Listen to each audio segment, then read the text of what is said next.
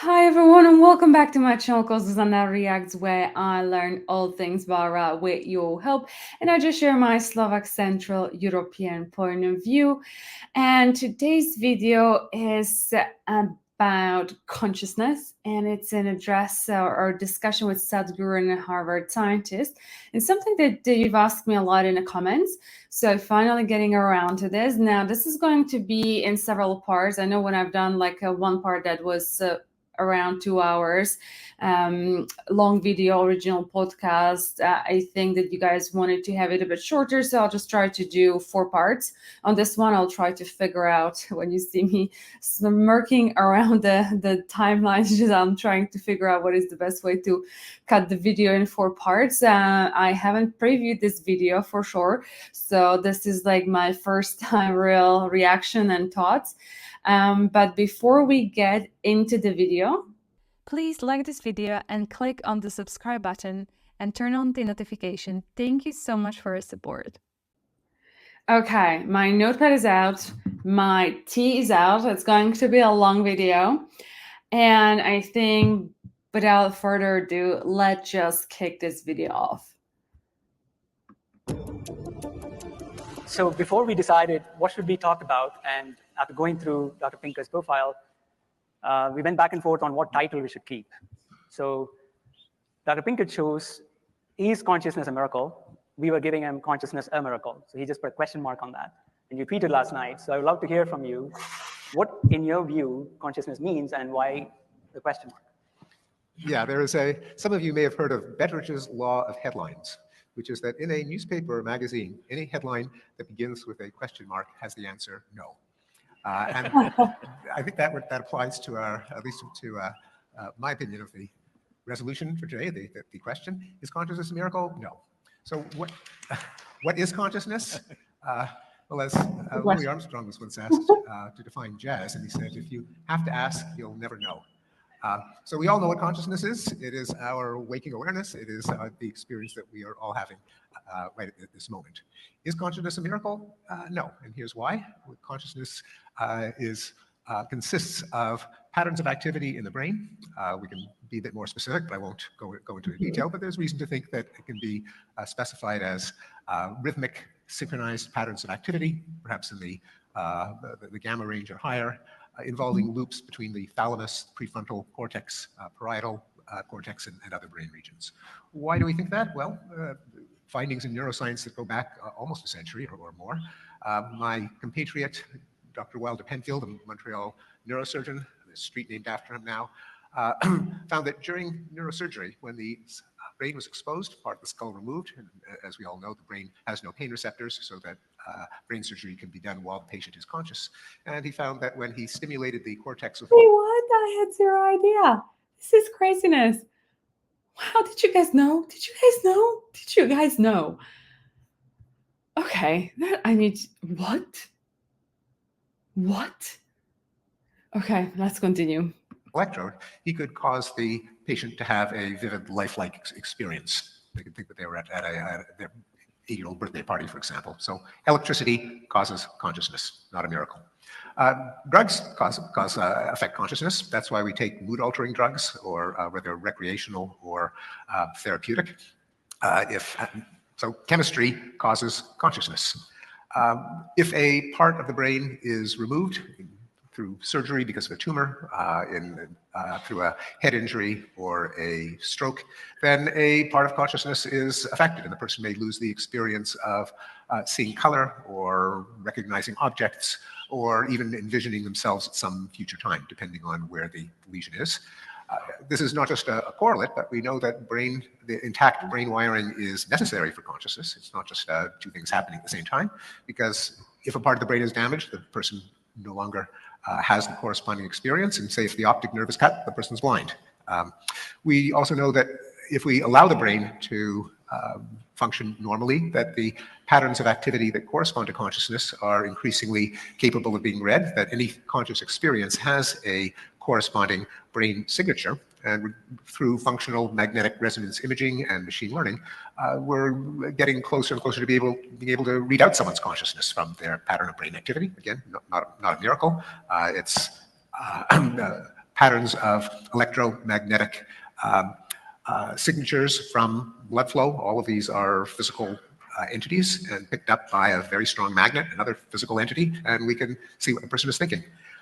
You might be skeptical that the brain as a physical object is capable of supporting consciousness, given how mind-bogglingly, intricately complex human thought, perception, emotion is. But, and indeed, if we opened up the skull and it was filled with spam, then you might say that consciousness really is a miracle. But it's not filled with spam. It's filled with tissue that is certainly commensurate in its complexity to the complexity of consciousness. 86 billion neurons, possibly 100 trillion synapses.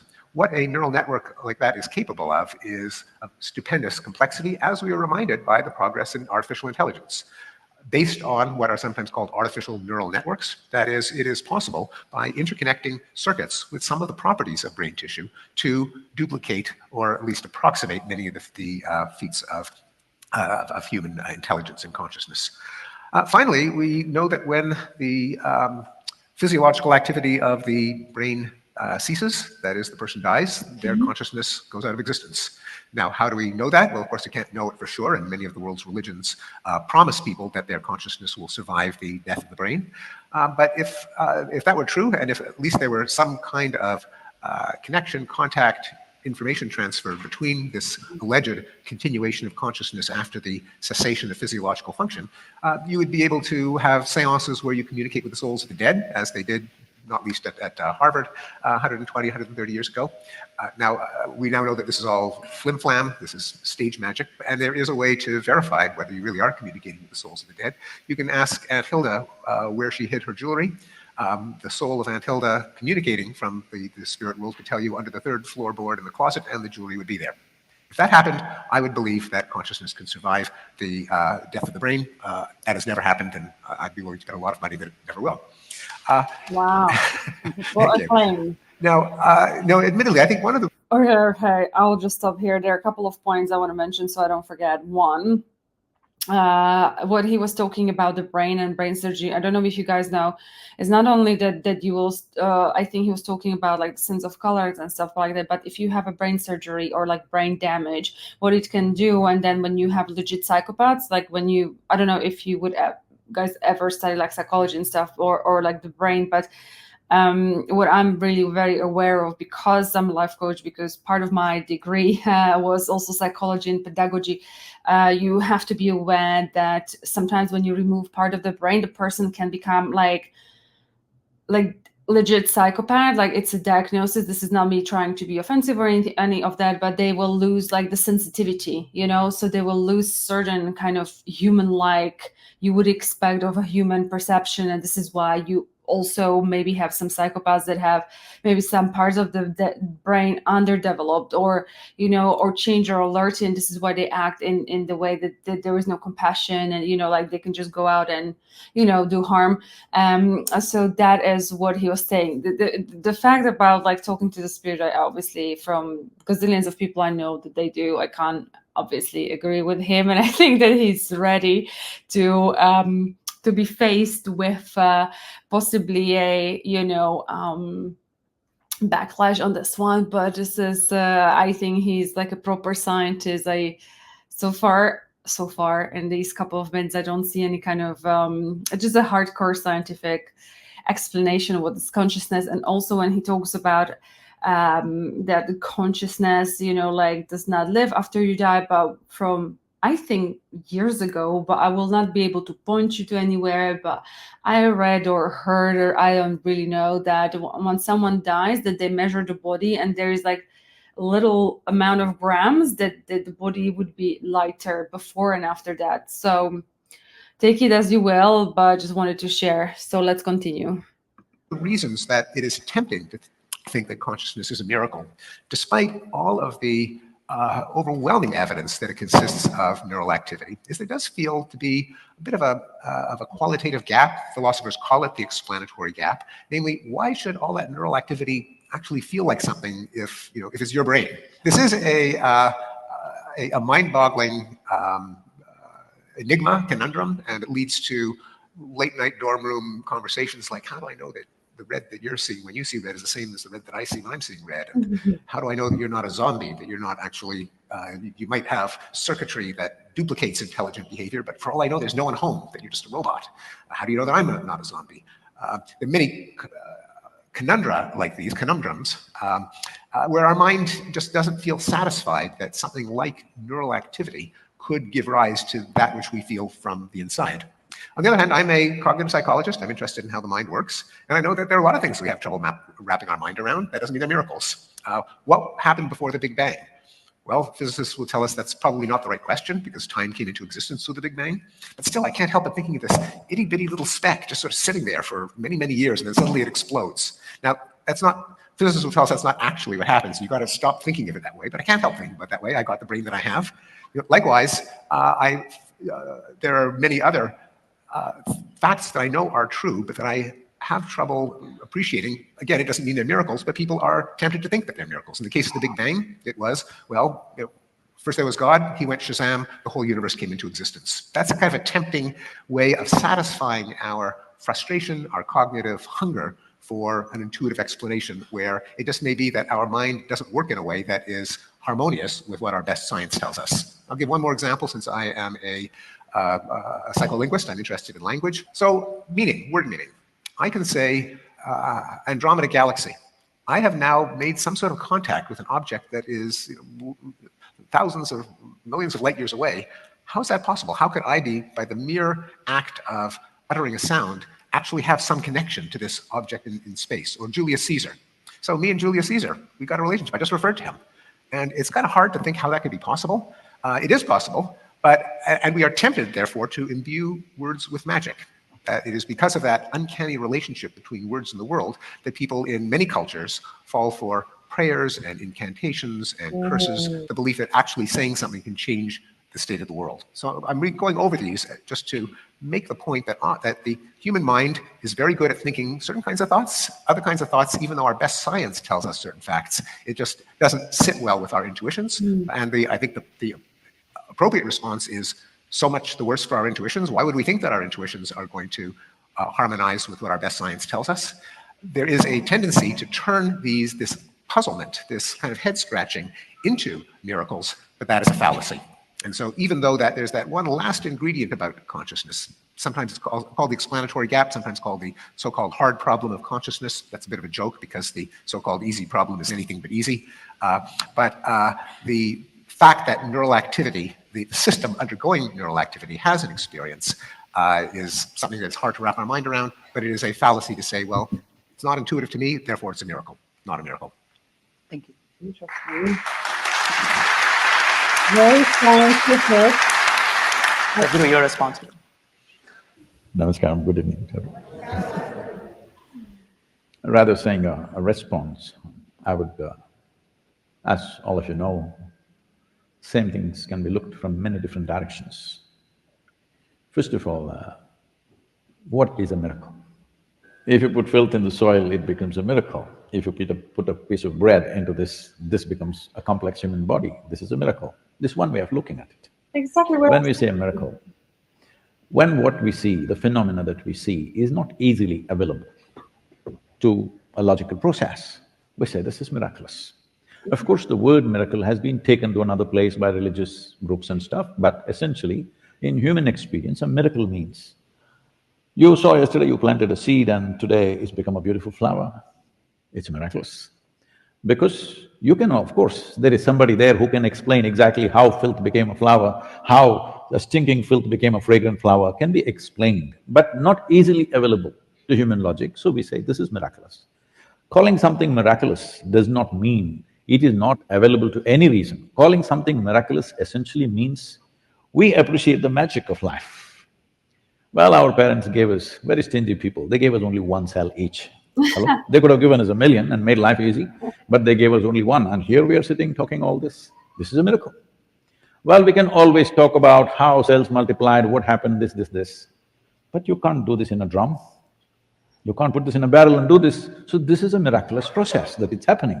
So one way of looking at it is you can explain everything about life. Another way is just everything in life is magical and miraculous. What is logical?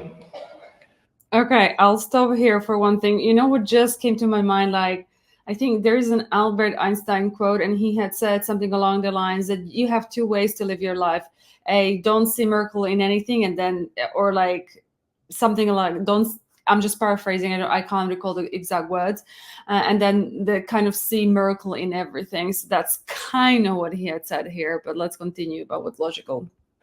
How I see logic is, logic is the most fundamental aspect of our intelligence.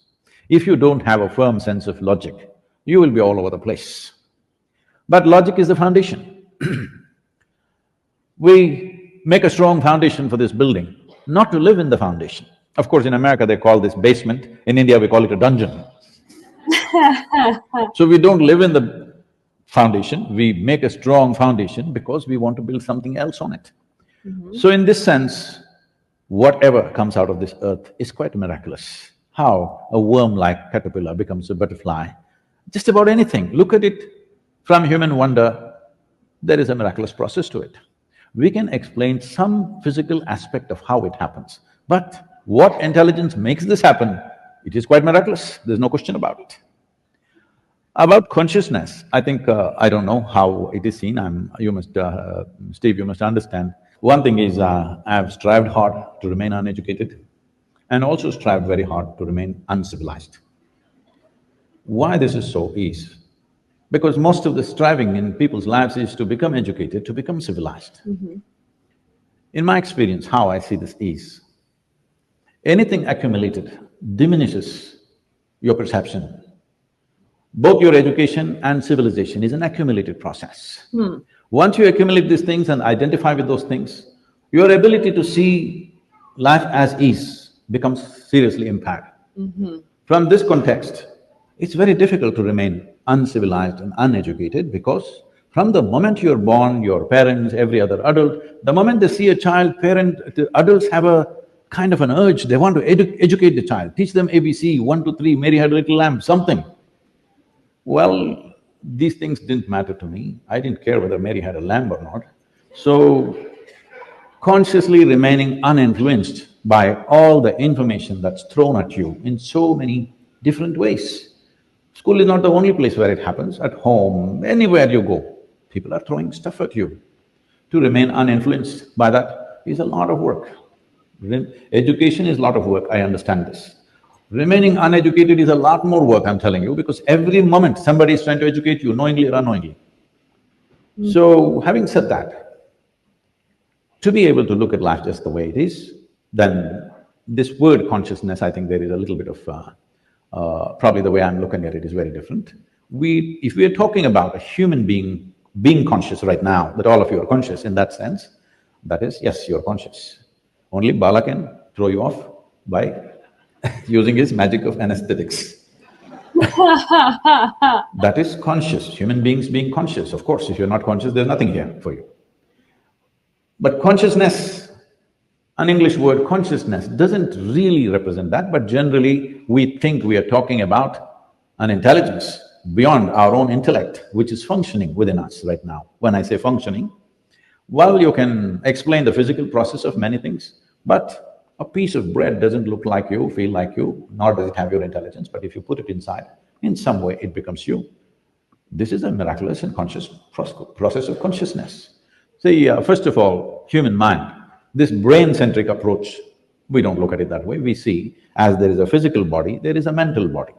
When I say a mental body, every cell in your body has enormous memory, far more memory than your brain can ever hold, because this remembers how your forefathers were 1,000,000 years ago. It's not forgotten a thing, even the skin texture, it's not forgotten to that extent. So every cell in the body carries enormous memory and the kind of functions that it is doing is unbelievable. So it has intelligence and it has memory. Essentially, in human understanding, what we call as mind is a certain combination of memory and intelligence. So that is spread right across the system. Whether human beings have learned to use that or no, because this whole thing about in the today's modern education process, we are made to believe only thought is intelligence. No, our thought is rudimentary because it's only functioning from the little data that we have collected. The data that I have collected, how much ever I have collected, it is still a minuscule in this cosmos. It is like in the morning also we were talking about this, if I give you a 1,000,000,000,000-piece jigsaw, if you put 5 pieces together, you say this is a bear. If you get 8, you will say this is an elephant. If you get 12, you will say this is a dinosaur. If you get 15, maybe you will call it a whale. I don't know. Just arriving at conclusions every time we get a piece of information is not the way to conclude about what we are referring to as consciousness. Being conscious, you being conscious, let's use different words so that there is a distinction. Right now, let's say you're aware. I'm just replacing the word conscious, replacing the word conscious with being aware. You're aware. In the yogic sciences, we call this prajna. You are right now prajna. If you fall asleep, you are not conscious or you're not aware. Let's use the word awareness to make a distinction. But beyond intellect, this intellect, how it functions is operated by what we are identified with. Depending upon what we are identified with, accordingly the intellect veils itself.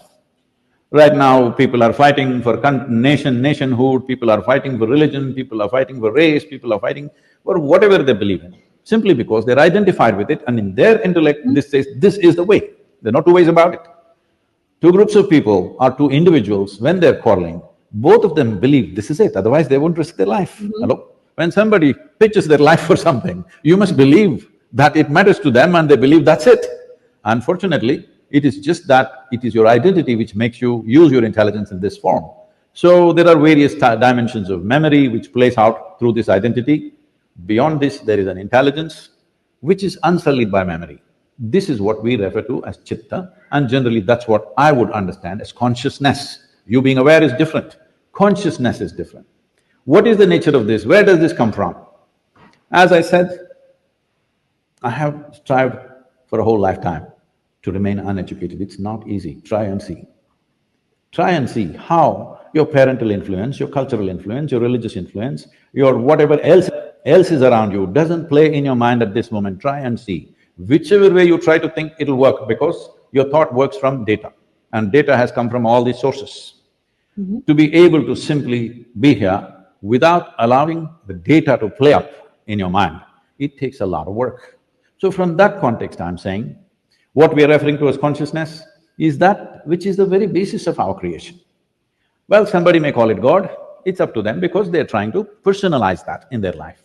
Because they can't relate to anything which is not in a human form, they're saying that. But there are so many people of Indian origin here, they have man god, they have woman god, they have cow god, they have snake god, they have monkey god, they have every crawling tree, creeping, every kind.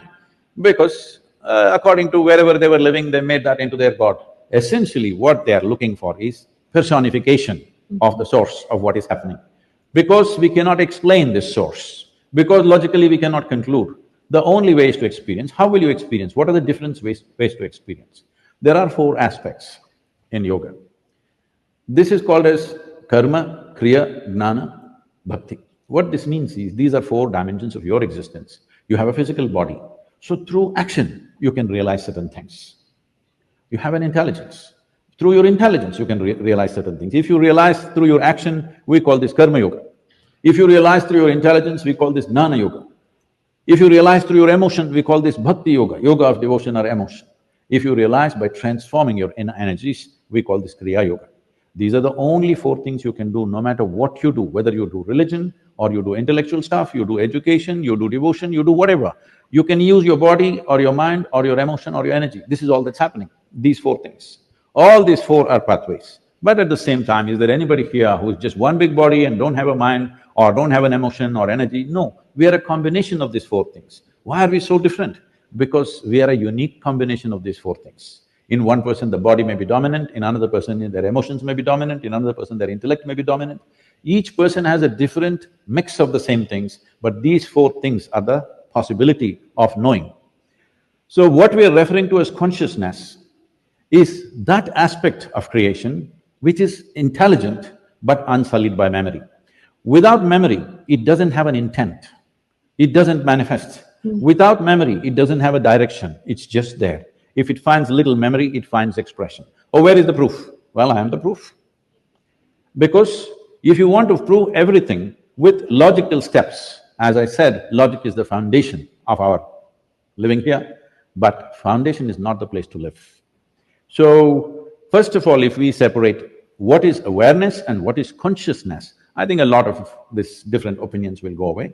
About a miracle, Well, those who want to enjoy their life, appreciate life and really experience life, they will look everything from a magical eye. Those who want to dissect life, they will look at it from a logical aspect of life. It's not a question of right and wrong, it's just two different ways of doing the same thing.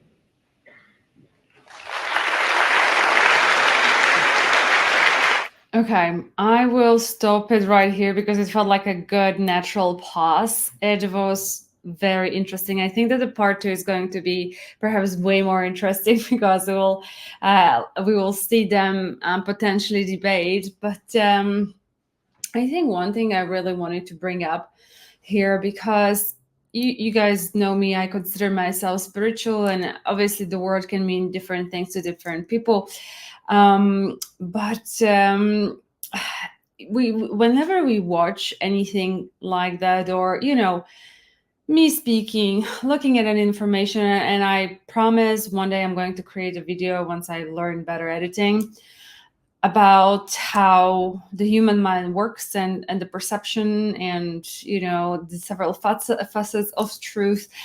And I think it's just whenever we're going into a topic, I think it's always very good to appreciate kind of where we stand. Because, for example, I do stand a bit more with spirituality rather than with science on that, because to me, and I mentioned in a couple of videos, I've seen like things that yoga has benefits. People have done it for centuries, and only now in 21st century, we're getting, like, yes, it really has benefits. I'm like, duh, like, so I think that obviously it's important to have science. It helps us, but science is a very fairly new concept if we think about it. And this is why, so what I was trying to say before is that we come into these topics and conversations with our preconceived ideas. And maybe my preconceived idea on this one is that what I've kind of mentioned, and I appreciate science where it is, but I feel like there are deeper fundamental truths because I consider myself spiritual. I know gazillions of people that have seen, heard things, saw things, crazy, crazy stuff. So I will naturally side, I feel like, with Sadhguru. But what I'm always trying to do when I catch myself and when I catch my biases, because that would be considered like a cognitive bias, just a terminus technicus, as that, okay, how do I disassociate my beliefs and my existing knowledge with, what's happening? And I'm just trying to appreciate it for what it is. And I think it's a hard gig, right? Like when we have conversations in the comments, and because obviously I can't get Indian culture if I haven't lived there, like I cannot, like I don't even know what my biases perhaps are in order to quote unquote fully understand it. Likewise, if you have never been anywhere outside of India, you would have perhaps a very hard time understanding me, and you will just try to understand me through your idea of the world. But those worlds may be so clashing, and I feel with Indian and Western, it's like worlds apart. It's like you're a sun and then I'm Jupiter, so you cannot understand sun from Jupiter's point of view, as in like, because you are not close, you don't kind of, it's like I don't know, there are different factors and things involved. Maybe, I don't know, I'm just making things up, like gravity works different, etc. So it's always a very, very tricky thing to perceive and to, trying to understand these conversations, and also our current knowledge and its limitations. And, it's just a game of perceptions over perceptions. It's just, I think it's always good to appreciate how much we actually really don't know, and just try to, have as much of an open mind. And sometimes even I feel like I have an open mind, but maybe I don't, but I think there's not trying to be unaffected by kind of education and maybe seeing the miracle in everything. And the guy is very, like, his position is very, strict, and I think I've seen this Sadhguru in the other videos talk about the difference between consciousness and awareness.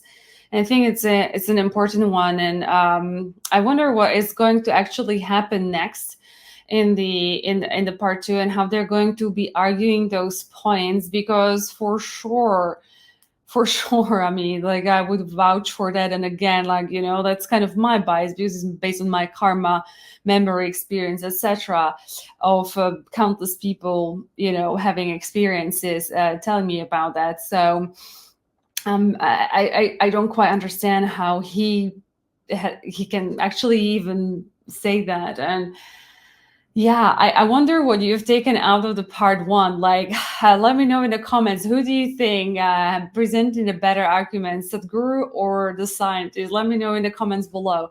And with that being said, I conclude this part 1 of this video, and I'll see you in the part 2. Until then, please do take care. Sending much love. Bye-bye.